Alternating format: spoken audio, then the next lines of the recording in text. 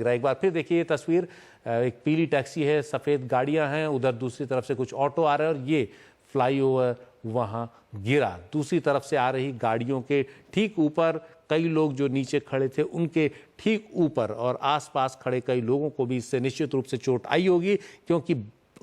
हजारों सैकड़ों टन मलबा एक साथ नीचे गिरा है। जो कच्चा कंक्रीट था, कल ही पुल के ऊपर इसको ढाला गया था और पुल के गर्डर समेत ये पूरा का पूरा आरसीसी रीइंफोर्स्ड कंक्रीट सीमेंट नीचे गिरा है। आसपास के लोगों को भी निश्चित चोट आई होगी और आसपास जो मकान हैं वहां खड़े कई लोगों को अचानक समझ में नहीं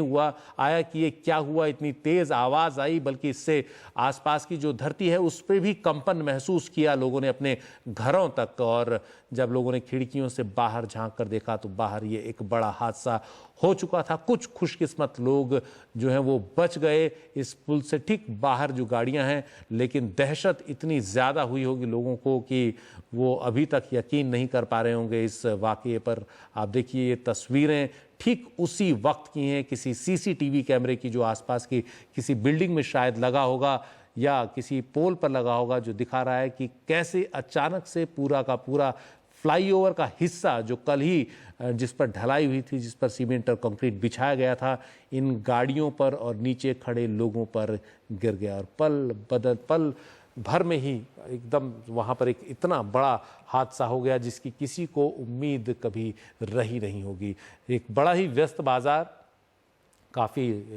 इस समय भीड़ रहती है, आज वैसे भी एक व्यस्त दिन था और काफ़ी लोग बाज़ार में ख़रीदारी करने के लिए आए थे। ख़ासतौर पर व्यापारी यहाँ से आते हैं और कोलकाता में आसपास के इलाकों में जाने के लिए भी ये एक काफ़ी व्यस्त सड़क है। विवेकानंद सेतु इसको नाम दिया गया, जो बन रहा था इस सड़क के ठीक ऊपर पूरे बाज़ार को क्रॉस करते हुए, ताकि नीचे जो ट्रैफिक है उसको कम किया जा सके। लेकिन उससे पहले ही एक बड़ा हादसा हो गया।